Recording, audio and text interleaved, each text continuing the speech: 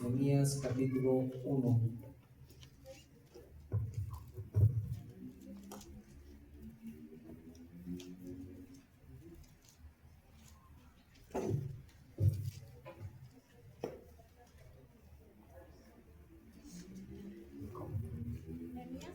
Nehemías capítulo 1, por favor.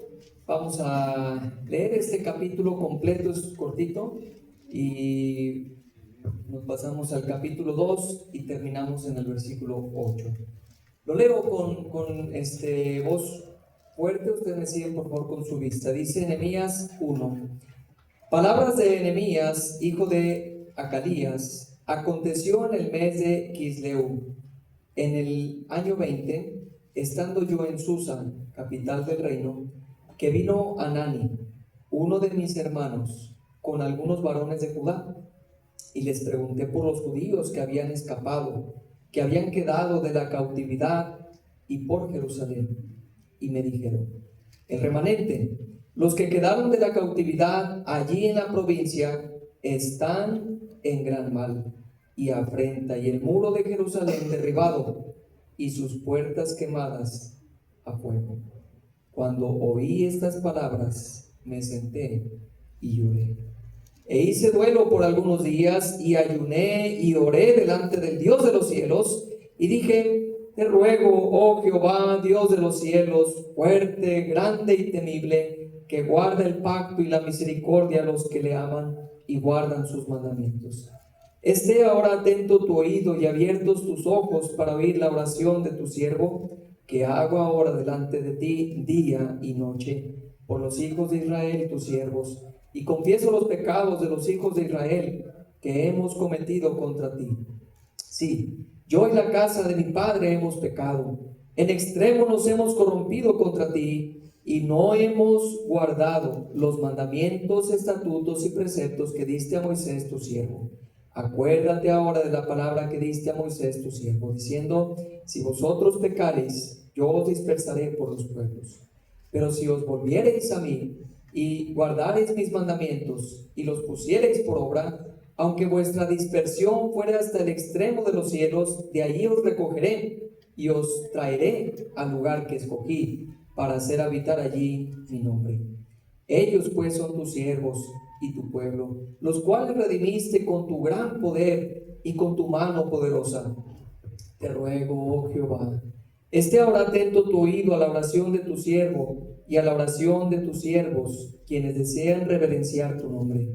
Concede ahora buen éxito a tu siervo y dale gracia delante de aquel varón, porque yo servía de copero al rey.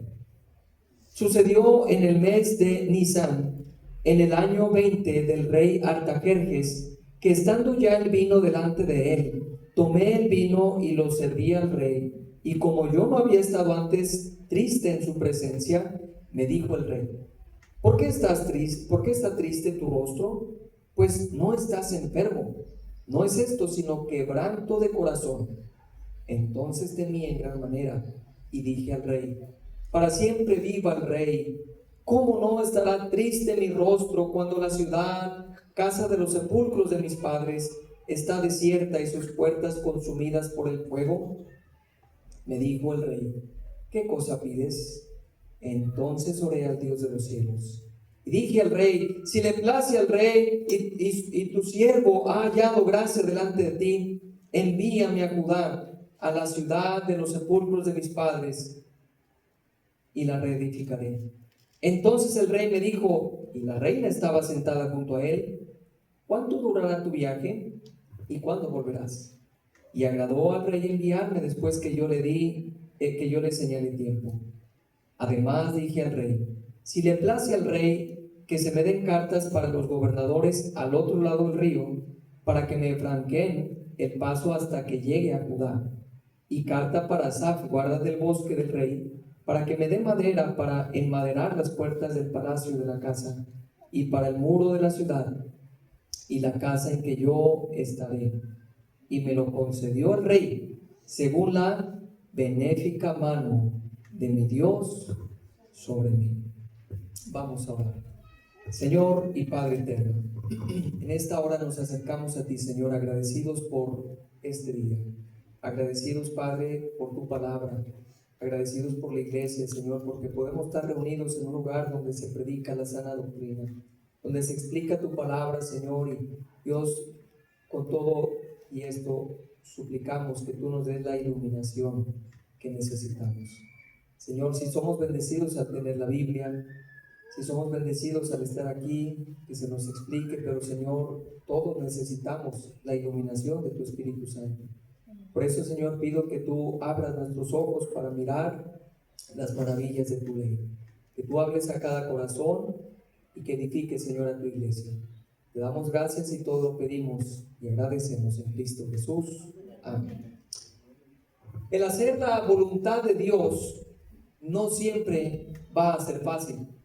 Probablemente usted se ha dado cuenta, usted está de acuerdo conmigo, en que cuando queremos hacer lo correcto, cuando queremos pararnos firmes, quizás viene un tiempo donde Dios habla a nuestro corazón por medio de su palabra, venimos a las conferencias y Dios nos retoma algo y queremos hacer lo correcto, quizás queremos tomar decisiones de dejar la mundanalidad, de dejar el pecado, de dejar todo aquello que no edifica nuestra vida, y no es fácil, ¿verdad que no?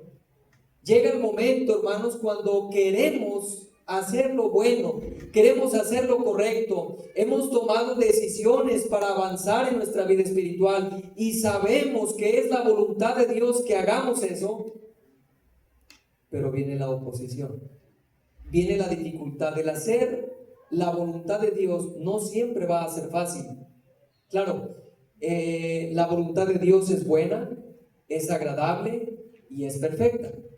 Pero para poder hacer su voluntad, lo que estoy diciendo es que no siempre va a ser fácil. No siempre, hermano, las cosas van a ser un camino recto, un camino en el que todo va a estar marcado. A veces, para hacer la voluntad de Dios, vamos a tener que ir por lugares de terracería, por montañas, por cerros.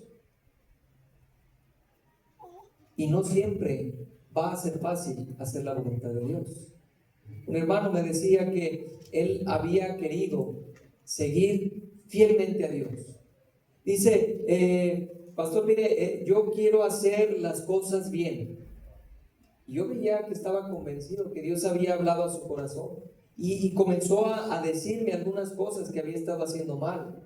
Me abrió su corazón y me dijo, mire, esto y esto, pero yo me arrepiento y yo no quiero seguir ahí. Gloria al Señor, el hermano estaba convencido, estaba haciendo, y entonces remendó su camino. Tomó decisiones, pero sabes, no fue fácil. Inició, pero rápido vino una prueba. Rápido vino una dificultad y entonces él se puso a dudar entre, ¿vuelvo atrás? ¿O me paro firme? ¿Qué hago? Y nosotros, hermano, queremos honrar a Dios. Probablemente tú dices, sí es cierto, pastor, yo he querido por mucho tiempo hacer la voluntad de Dios en mi vida y he encontrado una oposición. Este mensaje que vamos a ver, hermano, no es para desalentarte en hacer la voluntad de Dios, no es para desalentarte en que vas a hallar pruebas, va a ser difícil, no, es para mostrarte cómo la gracia de Dios te puede ayudar cuando estás haciendo la voluntad de Dios. Cómo la gracia de Dios va a poder sostenerte en un momento difícil.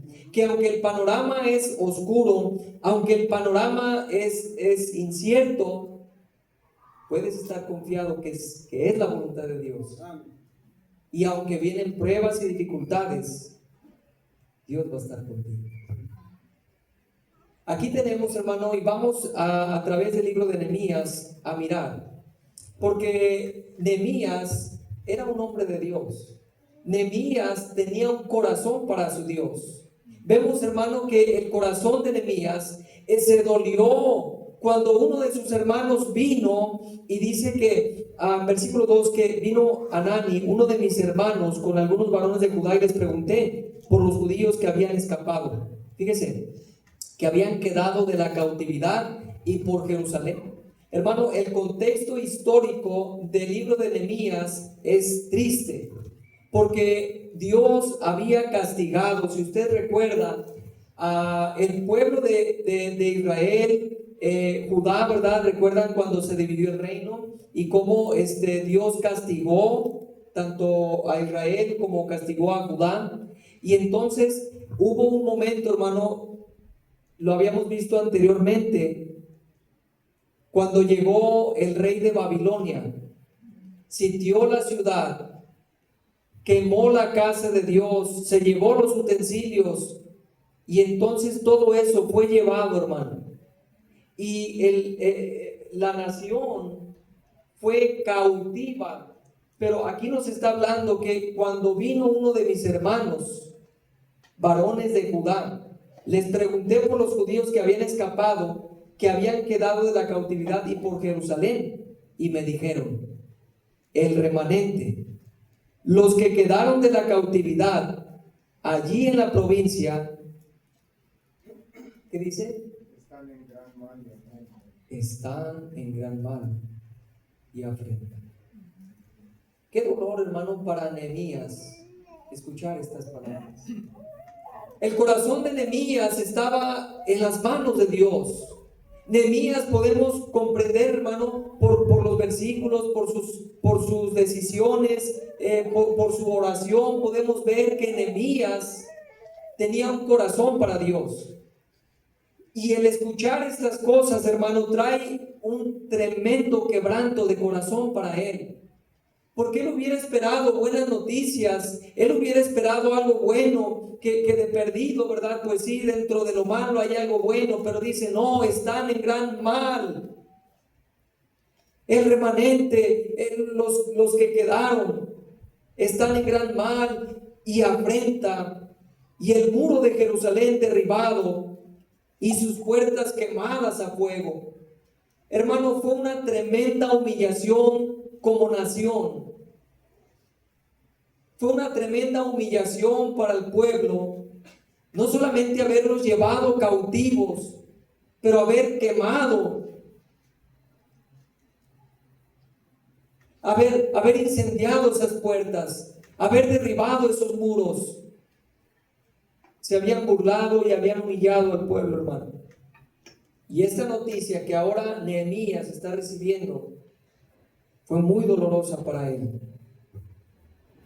Y me dijeron: el remanente, los que quedaron de la cautividad allá en la provincia, están en el mal y al frente puro de Jerusalén derribado, sus puertas quemadas a fuego. Versículo 4: cuando oí estas palabras, no había otra cosa, hermano, que un hombre de Dios pudiera haber hecho, que nos lo enseña él. Me senté y lloré. Me senté y lloré. E hice duelo por algunos días, y ayuné y oré delante del Dios de los cielos. El hombre de Dios, hermano, tenía su corazón en Dios, en su obra, su corazón en lo que a Dios le importaba. Y dice que cuando escuchó esto, me senté y lloré. Esto nos habla, hermano, de un quebranto de corazón de parte de Nehemías, que él no podía ser indiferente a la situación que estaba pasando su pueblo. Él no estaba sufriendo en sí porque él era un copero del rey. Él no estaba sufriendo en sí porque él estaba en el palacio. Él no estaba sufriendo en sí porque él tenía una buena posición. Pero, hermano, la noticia que ha llegado a sus oídos trae un dolor a su corazón. Su corazón se empieza a apachurrar cuando escucha eso. Y entonces dice: lloré, hice duelo por algunos días, ayuné y oré.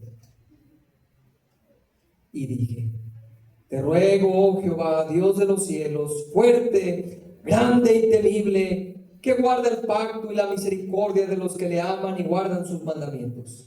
Esté ahora atento tu oído y abiertos tus ojos para oír la oración de tu siervo, que hago ahora delante de ti, día y noche, por los hijos de Israel, por tus siervos. y confieso los pecados de los hijos de Israel que hemos cometido contra ti. Sí, yo y la casa de mi padre hemos pecado. En extremo nos hemos corrompido contra ti y no hemos guardado los mandamientos, estatutos y preceptos que diste a Moisés tu siervo. Acuérdate ahora de la palabra que diste a Moisés tu siervo, diciendo: si vosotros pecareis, yo me encargaré.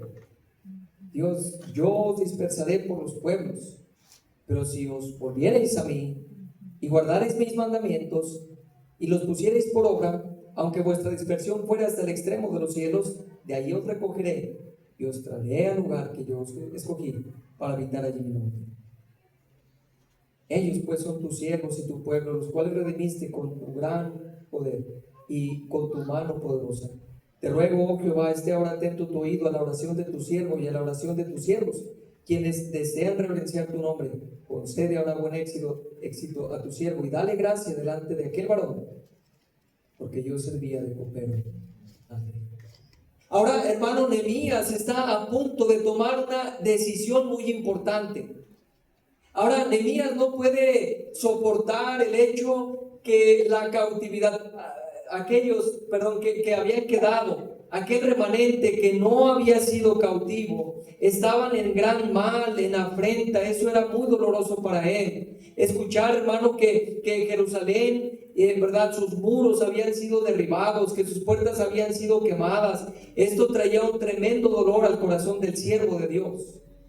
Y saben, Nehemías, hermano, ora para presentarse, para ir, dice, porque yo servía de copero al rey. Y él va, hermano, a tomar una importante decisión. Y sí, hermano, él en capítulo 2, versículo 1, dice: sucedió en el mes de Nisan, en el año 20 del rey Artajerjes, que estando ya el vino delante de él, tomé el vino y lo serví al rey. Y como yo no había estado antes triste en su presencia, me dijo el rey: ¿por qué estás triste? ¿Por qué está triste tu rostro? Pues no estás enfermo, no es esto sino quebranto de corazón. Entonces temí en gran manera y dije al rey: para siempre viva el rey. ¿Cómo no estará triste mi rostro cuando la ciudad, casa de los sepulcros de mis padres, está desierta y sus puertas consumidas por el fuego? Y aquí está, hermano, a punto de tomar una decisión muy importante, Nehemías. Y es que él va a pedir vacaciones, él va a pedir un tiempo para poder ir y restaurar, ir y hacer la voluntad de Dios. Ahora, hermano, recuerda que el pueblo en este contexto histórico había sido llevado cautivo y estuvo 70 años en cautividad. Fue un tiempo, hermano, de dolor, un tiempo de quebranto. Pero es allí, hermano, cuando Dios ya había puesto en el corazón de Esdras el levantarse, recibir la orden para ir y reedificar. Pero, hermano, esa noticia quebrantó a Nehemías. Y él ora y el rey le dice: ¿qué pides? Mira, rey, si te place, dame permiso de ir y voy a hacer lo que tengo que hacer. ¿Cuánto durará tu viaje? Le di una fecha, me voy a tardar tanto. No hay duda, hermano, que aquí era la voluntad de Dios que Nehemías se levantara y fuera a Jerusalén para reedificar esos muros que habían sido destruidos y reedificar esas puertas que habían sido quemadas. ¿Están conmigo? No hay margen de duda que era la voluntad de Dios, era el llamado de Dios a Nehemías: levántate y ve a hacer lo que te estoy mandando. Nehemías se levanta y sí, hermano, como hombre que era, tenía temores. Sí, como hombre que era, incertidumbre, y qué sucederá, y qué va a pasar en el camino, es peligroso, ¿verdad? Entonces le pide al rey que lo franquee. Él pide cartas, ¿verdad?, para poder llegar, pide madera para poder utilizarla y restaurar. Pero, hermano, si usted se fija, fue la voluntad de Dios que Nehemías escuchara lo que escuchó. Fue la voluntad de Dios que Nehemías tuviera ese quebranto, porque Dios lo estaba llamando a ir y restaurar. Y uno podría pensar, hermano, qué fácil para Nehemías, porque Dios puso en su corazón. Qué fácil para Nehemías, porque era la voluntad de Dios. Y sí era la voluntad de Dios, y sí Dios había puesto en su corazón. Y sí Dios crea en nosotros el querer como el hacer por su buena voluntad. Pero hermano, cuando uno quiere hacer la voluntad de Dios, debe entender que aunque es la voluntad de Dios, va a recibir dificultades. Va a haber pruebas. Hermano, va a haber gente que te critica. ¿Por qué tomas esa decisión? No seas tan exagerado. Mira, está bien, pero no tomes tan a pecho las cosas de Dios. Te estás pasando ya. Ya, pobres de tus hijos, ya los tienes igualitos a ti. Y escuchamos comentarios, hermano. Queremos hacer la voluntad de Dios en nuestra familia. Y queremos, ¿verdad?, santificarnos de las demás familias y hacer la diferencia y decir, yo en mi casa serviremos a Jehová. Y decir, nosotros no vamos a ser como las otras familias que andan en el mundo sin rumbo, sin Dios. Nosotros tenemos al Dios vivo y verdadero, tenemos su palabra y vamos a seguirlo solamente a Él. Y vienen las críticas, ¿verdad que sí? ¿A cuántos de ustedes, hermano, le han criticado a su familia por tomar decisiones así? A todos nos han criticado. Uy, pues qué exagerados. Uy, pues qué, ¿verdad? No es para tanto. En la casa no vamos a permitir que entre alcohol. Uy, pues si no te lo vas a tomar tú, dice. Déjame entrar y va a haber una fiesta y yo llevo el alcohol que al cabo tú no vas a tomar. No. Hay reglas. Y va a encontrar uno la oposición. Va a encontrar uno la crítica. Va uno a encontrar, hermano, personas que no están de acuerdo con lo que tú estás pensando y van a hablar a tus espaldas. Quiero decir, hermano, que siempre que queremos hacer la voluntad de Dios, vamos a encontrar resistencia. Vamos a encontrar dificultades. Tú quieres, por ejemplo, en tu matrimonio mejorar, vas a encontrar resistencia. Tú quieres hacer la voluntad de Dios para tu matrimonio, ya quieres platicar bien con tu esposa, quieres llevar una mejor relación y va a haber dificultad para que no logres eso. Pero hermano, cuando es la voluntad de Dios, no importa lo que se está atravesando, hay que seguir adelante. El gran apóstol Pablo, hermano, en 2 Corintios capítulo 7, podríamos pensar que Pablo, por ser Pablo, no iba a tener dificultades en su vida. Conocido, era de los principales fariseos.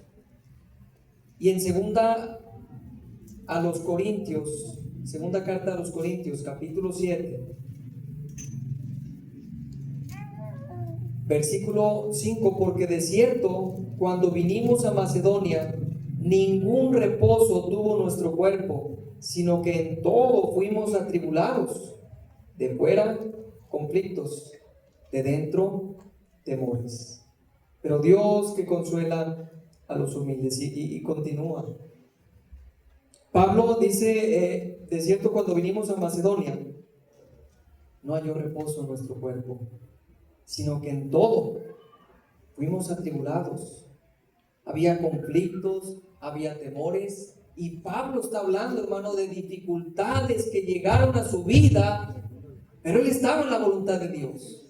Él estaba en la voluntad de Dios, hermano, y a pesar de eso, hay pruebas, hay dificultades para hacerlo desistir, para detenerlo, pero Pablo se mantuvo firme, hermano, a pesar de la oposición. Hermano, Pablo amaba mucho a unos hermanos. Miren, acompáñenme por favor. Allí en sus Biblias a primer carta a los tesalonicenses. Primer carta a los tesalonicenses.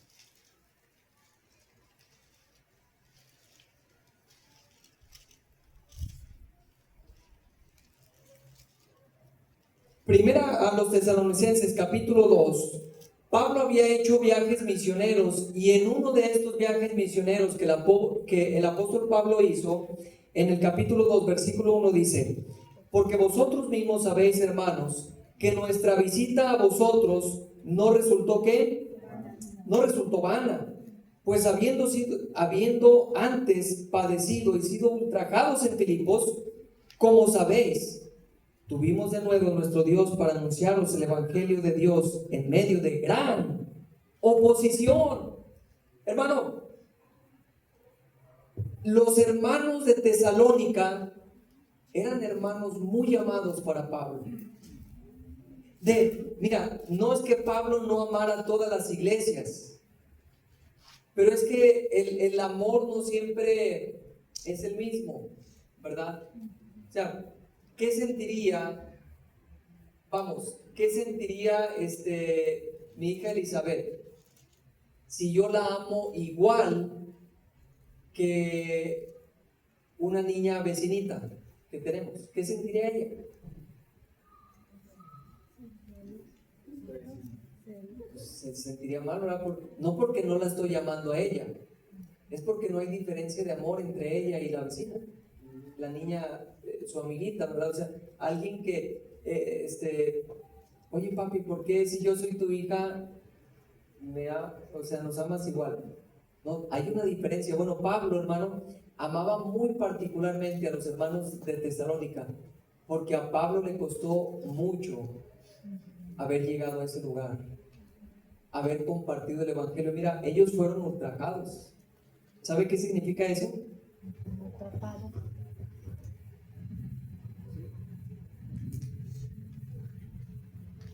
El apóstol Pablo nos dice que fuimos ultrajados en capítulo 2 de Primera Tesalonicenses.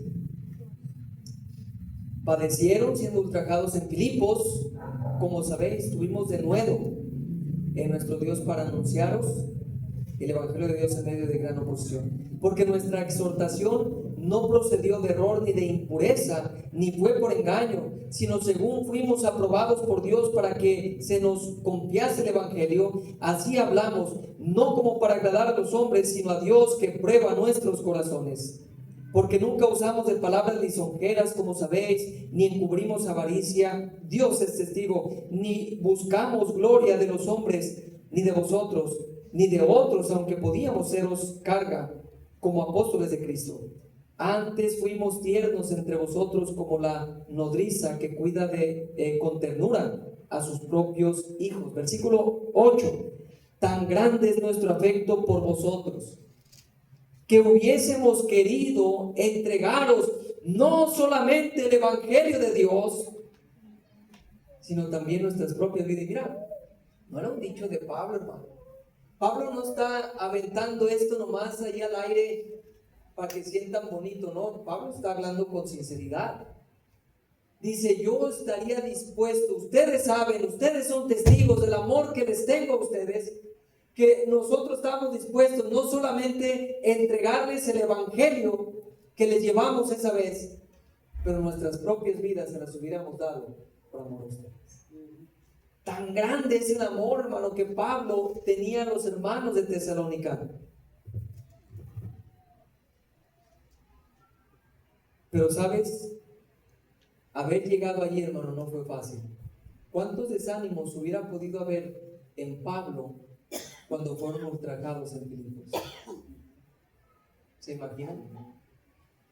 ¿Cuánto desánimo hubiera llegado a la vida de Pablo, hermano, y decir, creo que no estoy en la voluntad de Dios? Yo he escuchado a creyentes decir, considera la voluntad de Dios, porque estás teniendo muchas pruebas y como que esa no es la voluntad de Dios. Y cuando yo leo Hechos 28, hermano, toda la travesía de Pablo, cuando yo digo, ¿Y qué Pablo no estaba en la voluntad de Dios cuando fue llevado a Roma? Pablo no estaba en la voluntad de Dios cuando, mire, iban en ese barco. ¿Y qué creen? Ya había problemas en la embarcación. Había un conflicto tremendo, hermano. Y quizás alguien podría señalar a Pablo y decir, era culpa de Pablo. Mira nomás, van, naufragaron, a duras penas llegaron a esa isla llamada Malta. Llegan, hermano, y entonces los naturales de la isla los reciben, ¿verdad? Con mucho gozo, pero ven a Pablo, o sea, todo lo que pasó. Imagínense Pablo predicándole el evangelio a un nativo de allí. Probablemente él iba a pensar, pobre chico, ¿cómo voy a creerlo? O sea, ¿cómo voy a creer en el Dios que dice, habiendo pasado lo que pasó? Y luego ya encienden una fogata, hermano, hacen una fogata, y ¿qué crees? Una serpiente salta, ¿verdad? De allí, llevaban ramas y se le prende a Pablo en el brazo. Y hasta los inconversos decían, esto no es casualidad. Sobrevivió a lo que pasó en el mar y ahora una serpiente. Y mira, ellos conocían los animales, hermano, ellos sabían y estaban esperando que Pablo muriera. ¿Por qué? Porque sabían qué clase de serpiente le había mordido, le había inyectado su veneno. Entonces ellos se quedaban pensando, ¿y qué habrá hecho este hombre? Que no se murió en el mar, viene y ya lo va a matar una serpiente. Sobrevivió a aquello y aquí no, y no murió. Y entonces, hermano, tuvo prueba tras prueba tras prueba. Y Pablo, hermano, cuando iba por Filipos, porque para ir a Tesalónica tenía que pasar por Filipos, y llega a Filipos, hermano, y entonces él recibe golpes, despojo, ¿verdad? Menosprecio. No se desanimó. No se desanimó. Sí había, claro, dolor, pero él amó mucho a los hermanos de Tesalónica por todo lo que le costó haber llegado a este lugar. Los amaba tanto.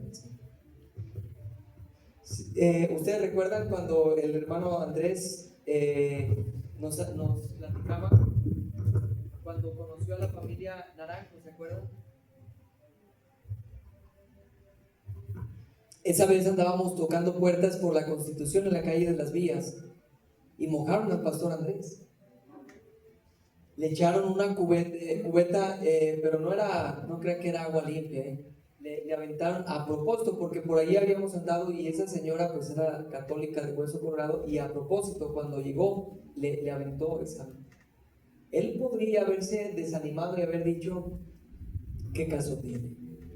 No tiene caso seguir aquí. Y ¿saben? Lo que sucedió es que unas puertas adelante, mojado, llegó con la familia Naranjo.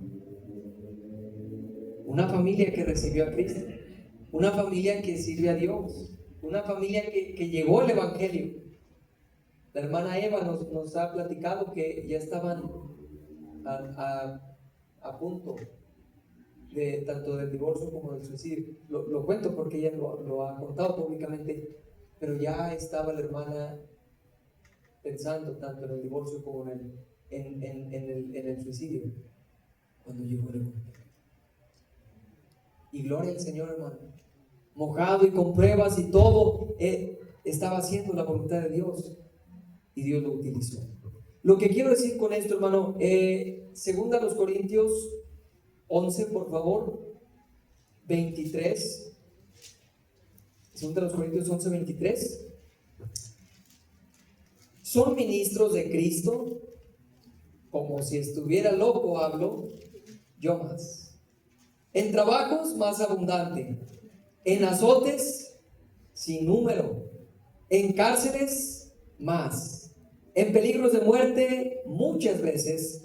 De los judíos 5 veces he recibido 40 azotes menos uno. 3 veces he sido azotado con varas, 1 vez apedreado, 3 veces he padecido naufragio, una noche y un día he estado como náufrago en alta mar, en caminos muchas veces, en peligros de ríos, peligros de ladrones, peligros de los de mi nación, peligros de los gentiles, peligros en la ciudad, peligros en el desierto, peligros en el mar, peligros entre falsos hermanos, en trabajo y fatiga, en muchos desvelos, en hambre y sed, en muchos ayunos, en frío y en desnudez. Y además de otras cosas, lo que sobre mí se agolpa cada día, la preocupación por todas las iglesias. ¿Y cuántos podrían decir, Pablo, si estabas dentro de la voluntad de Dios, Pablo? ¿Por qué te pasaba todo eso? ¿Sí? Pero Pablo estuvo dispuesto a hacer la voluntad de Dios, a pesar de la oposición. Hermano Octavio, hermana Alma, hacer la voluntad de Dios es bueno, agradable y perfecto. Pero tengan en cuenta que va a haber dificultades. Tengan en cuenta que al ir hacia allá, no va a ser, probablemente no todo va a ser fácil,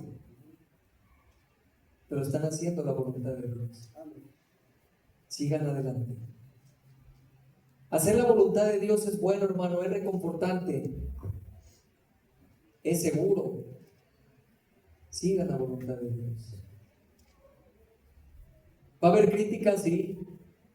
Va a haber murmuraciones, sí. Va alguien a tratar de desanimarnos, sí. Allá mismo quizás habrá dificultades, ¿verdad? Para conseguir lo que conseguían acá, sí. Va a haber dificultades, pero están en la voluntad de Dios. Hay que seguir adelante. Hay que seguir adelante. Nehemías, hermanos, regresando al libro de Nehemías.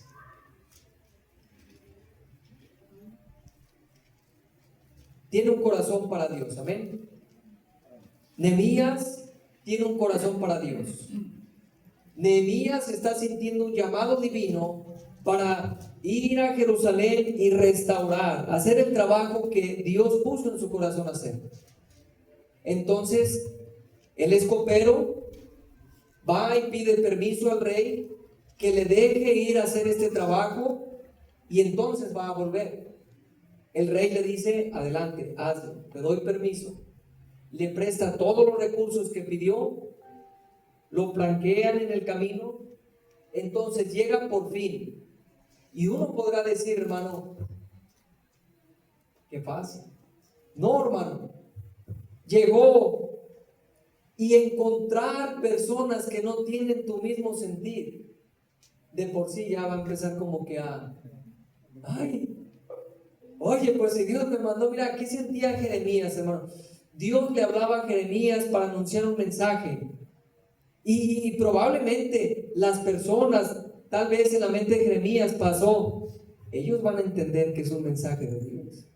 Son mis hermanos, son mi familia, y ellos van a entender que Dios quiere guardarlos, quiere cuidarlos, y este mensaje les va a ayudar. Y él llegó como el gran predicador, ¿y qué creen? No lo recibieron como él esperaba. Su propia familia habló de él. Hablaban de matarlo. Tuvo muchas pruebas Jeremías, pero estaba en la voluntad de Dios. Amén. La voluntad de Dios siempre es buena, es agradable y es perfecta. Para andar en la voluntad de Dios no siempre va a ser fácil. Va a haber, dicen, ¿verdad? Va a tener sus bemoles, va a tener sus dificultades el hacer la voluntad de Dios. Pero hay seguridad en la voluntad de Dios. Y Dios no va a guiarlos donde su gracia no pueda ayudarlos. Como alguien dijo, su gracia no va, su voluntad no les va a guiar donde su gracia no puede estar ahí con ustedes ayudándolos. Y Nehemías piensa, esto es la voluntad de Dios. Y claro que era la voluntad de Dios. Era el corazón de Dios, era el sentir de Dios. Claro que sí, hermano. regresar por fin. Y luego llega, hermano, ya tiene el material, ya tiene todo listo, y vénganse, vamos a... ¿Y qué creen, hermano? Bien, empieza más fuerte la oposición. Llegan los enemigos, ¿y qué hacen? ¿Verdad? Ahí está Sanballat, ahí está diciendo, ¿qué hacen estos débiles judíos? ¿Qué están haciendo? Burlándose solamente, hermano, personas malas que llegan solamente para criticar lo que estaban haciendo y para desanimar y para desalentar, hermano. Por causa del tiempo no vamos a ver cada uno de los pasajes, pero sencillamente, hermano, ellos recibieron oposición con críticas. Ellos recibieron oposición al enviar que detuvieran esa obra. Ellos recibieron oposición al amenazarlo de muerte. Eran mentiras, pero querían atemorizar a Nehemías para que él se escondiera, para que él fuera, le dice, ven, vamos a la casa de Dios y escondámonos porque te van a matar. Sí, esta noche te van a quitar la vida. Y entonces Nehemías piensa y dice, un hombre como yo ha de huir. Un hombre como yo va a huir. Y entendió que Dios estaba de su parte y eran puras mentiras, pero querían atemorizar. Entendió que lo querían atemorizar. Y hermano, el hacer la voluntad de Dios no siempre va a ser fácil, va a haber sus dificultades. Y ahí están estos hombres diciendo, si una zorra se sube, va a tirar esa mano. ¿Qué están haciendo esos débiles judíos? Y se burlaban y decían, y oposición. Hacer la voluntad de Dios no siempre va a ser fácil. Pero asegúrate que es la voluntad de Dios. Asegúrate que ese paso que vas a dar, Dios te está guiando a hacerlo. Y créeme, Dios te va a bendecir. En medio de las pruebas, en medio de las dificultades. Capítulo 2, versículo 8, vamos a terminar en capítulo 2 y versículo 8.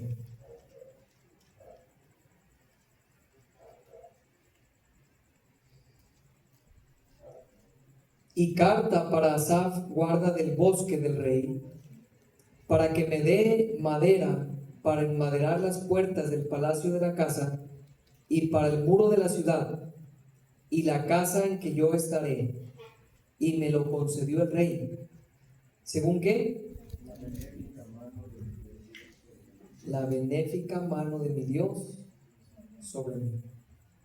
¿Era la voluntad de Dios? Sí. Dios confirmó su voluntad. Sí. Él reconoce la buena mano de mi Dios.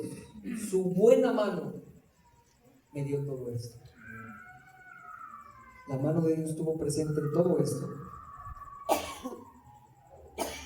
Y Nehemías tiene que ir a animar al pueblo a reedificar. Empiezan a reparar, se empiezan a animar, pero vienen los enemigos. Vienen los enemigos del pueblo para hacer lo malo y lo incorrecto ante los ojos de Dios. Solamente asegurando que es la voluntad de Dios, no te muevas de él. Sí va a haber, nuevamente, hermano, y lo repito con propósito, el querer hacer lo correcto va a tener sus dificultades, va a tener su oposición, va a tener sus adversidades. Pero si es la voluntad de Dios, hermano, sigue adelante. Amén. Sigue adelante, porque la mano de Dios, la buena mano de Dios, te va a ayudar en cada una de las circunstancias. Vamos a terminar. Hace años, y no me acuerdo exactamente de la historia, pero hace años escuché de una familia misionera que salieron a un lugar donde había muchas serpientes. Y entonces ellos fueron a ese lugar Dios había confirmado su llamado para llegar. Ellos se establecieron en la ciudad, en la casa donde se iban a alojar, pero había muchas serpientes. Entonces llegaron a esa casa y nunca, durante el tiempo que estuvieron allí como misioneros, nunca una serpiente los dañó, a pesar que estaban en un lugar tan peligroso. Nunca. Pero un día la esposa dijo: ya no va. Un día vamos a morir por una mordedura de una serpiente. Tenemos que ir. Pero mira, Dios es bueno y la buena mano de Dios está trabajando aquí. Y no. Entonces ellos regresaron a un lugar donde humanamente se pensaba: aquí está mi seguridad. Ellos regresaron a ese lugar, a su ciudad, donde había tranquilidad, donde no había serpientes, y allí uno de ellos murió atropellado. Donde se creía que estaba en peligro, la mano de Dios protegiendo, la gracia de Dios no faltó. Fuera de la voluntad de Dios estamos expuestos a muchos peligros. Vamos a orar. Señor, te damos gracias en esta noche por tu palabra. No dejamos de agradecer la dicha y la bendición que tenemos como iglesia, de ver cómo levantas a una familia que sabemos que es tu voluntad, que vayan a Bernalejo para hacer la obra que les has llamado. Pero Señor, pedimos que tu gracia esté con ellos en cada momento. Que tu mano, tu benéfica mano, esté con ellos para ayudar, proteger y bendecir. Señor,